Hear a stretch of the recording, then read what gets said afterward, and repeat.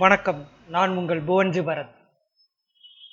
வேலை பளு காரணமாக நான் சில முக்கிய காரணங்களாலும் வீடியோ பதிவு போட முடியாத ஒரு சூழ்நிலையில இருக்கிறனால, கொஞ்ச நாளாவே வெட்டி பேச்சு பகுதியில பேசுறது கொஞ்சம் தவிர்த்து வந்தேன். ஆனா தமிழகத்தில் தொடர்ந்து நடைபெற்று வரும் சம்பவங்கள் ரொம்பவே ஒரு வருத்தப்பட வைக்க வேண்டிய சம்பவங்களா மாறி இருக்கு. முக்கியமா காவிரி நதிநீர் பிரச்சனை.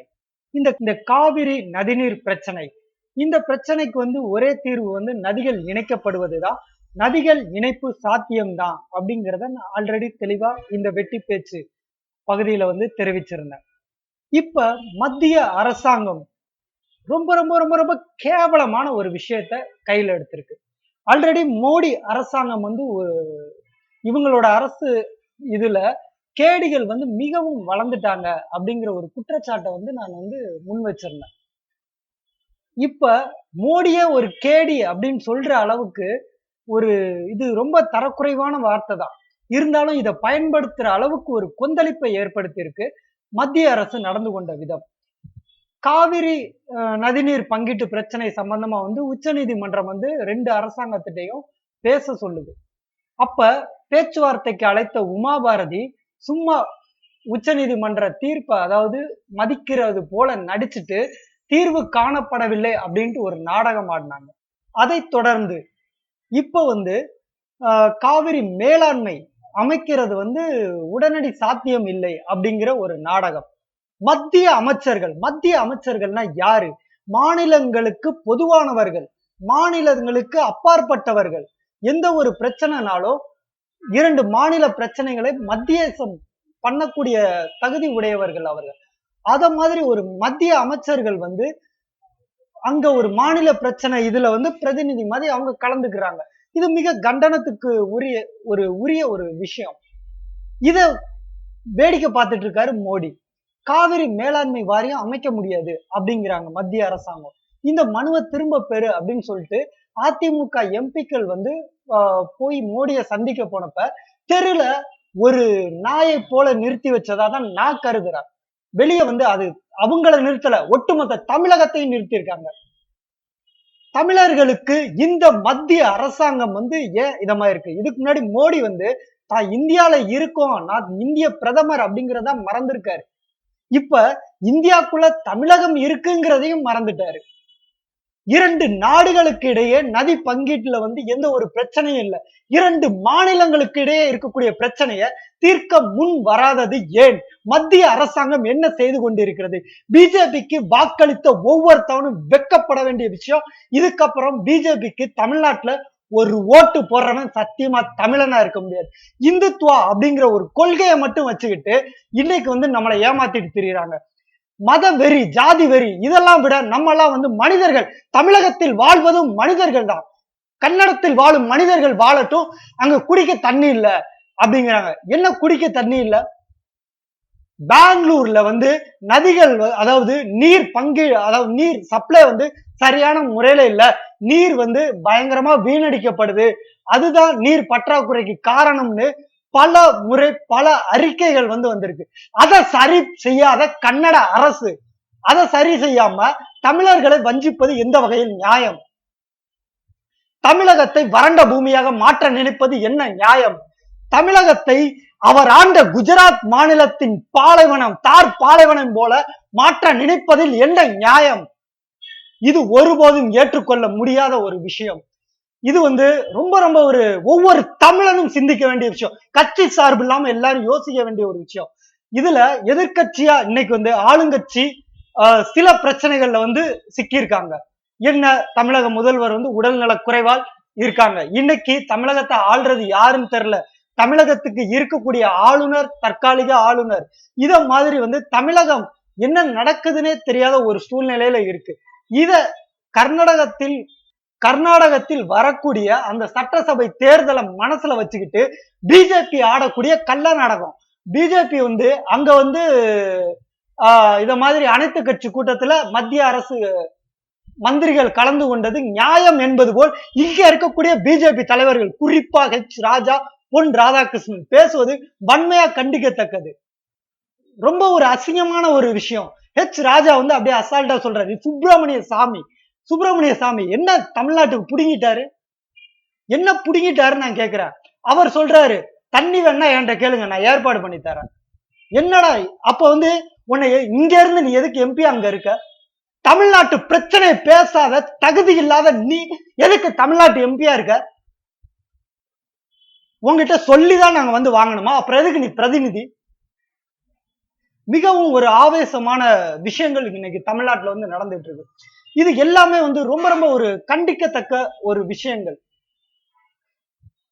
இங்க தமிழர்களுக்காக போராடக்கூடிய கட்சிகள் அப்படின்னு தன்னை முன்னிறுத்திட்டு இருக்கக்கூடிய எல்லா கட்சிகள், ஏன் ஆளுங்கட்சி வந்து அழைத்தால் மட்டுமே நாங்க வந்து செயல்படுவோம் அப்படிங்கிறத ஆளுங்கட்சி மீது அனைத்து கட்சி கூட்டத்தை கூட்டல குற்றம் சொல்றீங்களே, உண்மையான உணர்வு உங்களுக்கு இருந்திருந்தா இன்னைக்கு அதிமுக எம்பிக்கள் அங்க மோடிக்கு வந்து அதாவது ஒரு பிரஷர் கொடுக்கறதுக்கு போய் நின்னாங்கல்ல, அத மாதிரி இங்க இருக்கக்கூடிய அத்தனை பேர் அவன் கட்சி எம்எல்ஏ எம்பி எவன் இருக்கான கூட்டு போய் நிறுத்துறீங்களா? எத்தனை கட்சி நிறுத்துறீங்க? எப்படி அனைத்து கட்சி கூட்டம் கூட்டல, தமிழ்நாடு அரசு செயல்படல அப்படிங்கிறீங்க? தமிழக அரசு இன்னைக்கு செயல்பாடுல குறை சொல்லக்கூடியவங்க, நாளைய முதல்வர்ங்கிறவங்க எல்லாம் இன்னைக்கு தமிழகத்தில் நடந்து கொண்டிருக்கும் பிரச்சனைக்கு, தமிழர்கள் வஞ்சிக்கப்படும் பிரச்சனைக்கு என்ன தீர்வுக்காக நீங்க போராடுனீங்க? எதை முன்னிறுத்தி எங்க கிட்ட வாக்கு கேட்டு வர்றீங்க? உட்கார்ந்துகிட்டு அரசியல் தான் நீங்க பண்ணிட்டு இருக்கீங்க. இன்னைய அரசியல்ங்கிறது மக்கள் சேவை, அதான் அரசியல். அதான் காமராஜர் சொன்னாரு. கொஞ்சம் கூட மனசாட்சி இல்லாம, மனித நேயம் இல்லாம, வெறும் பணம் அதிகாரம் இதுக்காக பதவி மோகம் கொண்டு அலையிறதா அத்தனை கட்சி. நான் நாம் தமிழர் கட்சியை குறிப்பிட்டு சில கருத்துக்கள் சொல்லி இருந்தீங்களா, ரொம்ப கண்டிச்சிருந்தீங்க. இன்னைக்கு நாம் தமிழர் கட்சி என்ன செயல்பட்டு கொண்டிருக்கிறது இந்த பிரச்சனையில்? அவர்களோட தொண்டர்கள் ஒரு 1000 பேரை நீ கூட்டு போனியா டெல்லிக்கு? கூட்டு போய் உட்கார வச்சியா அங்க? இந்த பிரச்சனை நடக்கிறப்ப விக்னேஷ் செத்தான் நீ சொல்ற, விக்னேஷ் சாவுக்கே காரணம் நீதாண்டா அப்படின்னு நான் சொன்னேன். என்ன தப்பு இருக்கு? வெறுதா வந்து நீங்க வந்து வாய்மொழியா வந்து பேசுறீங்க. இத மாதிரி தமிழன் என்ன பண்றான்? வஞ்சிக்கப்படுறான். என்ன பண்றது? இது எங்க தலையெழுத்து. அதனால எல்லாத்தையும் சகிச்சுட்டு தான் போறோம். ஆனா இதுக்கெல்லாம் வந்து ஒரு நாள் பொங்கி எழும். ஒரு நாள் பொங்கி எளிய வாயில வடை சுடுற நிறுத்திட்டு செயல்பாடுக்கு வா. மக்களுக்காக நீ உன்னை நம்பி மக்கள் உன் பின்னாடி வருவாங்க. மக்களுக்காக இன்னைக்கு தமிழகத்தில் இருக்கக்கூடிய ஒரு தலைவன் கூட உழைக்கல. உண்மையா சொல்லணும்னா ஜெயலலிதா மீது இத்தனை குற்றச்சாட்டு வைக்கிறீங்களே, நான் சொல்றேன் ஜெயலலிதா நல்லாதான் பண்ணிட்டு இருக்காங்க. அடிச்சு நான் சொல்லுவேன். என்ன காரணம்? கர்நாடக அரசு ஜெயலலிதா மீது சொத்து குவிப்பு வழக்கு நடத்தி கொண்டு இருக்கிறது. அந்த கன்னட அரசை எதிர்த்து உச்ச நீதிமன்றத்தில் வழக்கு தொடுத்து காவிரி நீர் தமிழனின் உரிமைக்காக போராடுகிறார்.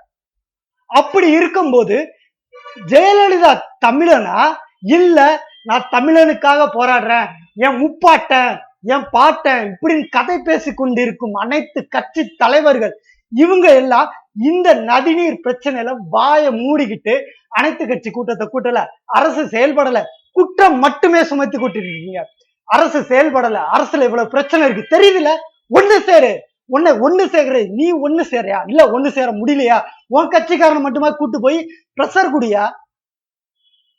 உனக்கு அந்த தகுதியில எல்லாருமே இங்க எல்லாம் ஒவ்வொரு கட்சி தலைவனும் என்ன நினைச்சுக்கிறா, அடுத்த முதல்வர் நான் எதுக்கு அவன்கிட்ட போய் நிக்கணும், அவன் என்கிட்ட வரணும். ஏன் தலைமையில எல்லாரும் இணைச்சு நான் இது பண்ணேன். ஏன் தலைமையில எல்லாரும் ஏன் தலைமையில அப்படியே நீ உட்கார்ந்துட்டே இரு.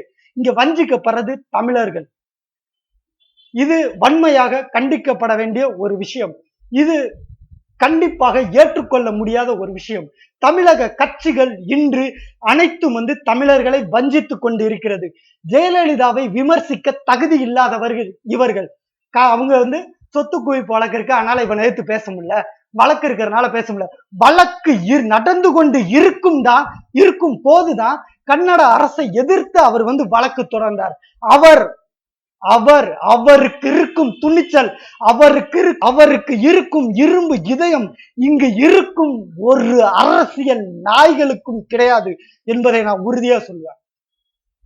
இந்த ஆடியோ வந்து நான் இது வீடியோவை தான் போடணும்னு நினைச்சேன். ஆனா நான் ஏற்கனவே குறிப்பிட்டது போல சில பிரச்சனைகள் காரணமா என்னால வீடியோ பதிவு வந்து பண்ண முடியல. விரைவில் அதை சரி செய்து கொண்டு திரும்புவேன். இந்த அளவுக்கு ரொம்ப கேவலமான அரசியல் தமிழகத்தில் நடக்கக்கூடிய இந்த ஆடியோவை ஒவ்வொருத்தவரும் ஷேர் பண்ணுங்க. ஒவ்வொரு கட்சிக்காரனும் தன்னை கட்சிக்காரங்கிறத மறந்துட்டு தமிழன்கிற உணர்வோட கைகோர்த்து கர்நாடகாவுக்கு எதிராக மத்திய அரசாங்கத்துக்கு எதிராக குரல் கொடுக்கணும். எவனுக்குனாலும் ஓட்டு போடு, ஆனா பிஜேபிக்கும் காங்கிரசுக்கும் எவனும் ஓட்டு போடாத. காங்கிரஸ் கூட எவன் கூட்டணி வச்சாலும் பிஜேபி காரங்க கூட எவன் கூட்டணி வச்சாலும் ஓட்டு போடாத. இவங்க 2 பேரும் தொடர்ந்து தமிழகத்தை வஞ்சிக்க கூடிய நயவஞ்சகர்கள். இதையும் மீறி ஓட்டு போடுபவன் தமிழனா இருக்க தகுதி இல்லாதவன். அவனை தமிழனாக ஒருபோதும் என் இதயம் ஏற்றுக்கொள்ளாது. இந்த வேண்டுதலோடு இந்த வெட்டி பேச்சு பகுதியை நிறைவு செய்கிறேன்.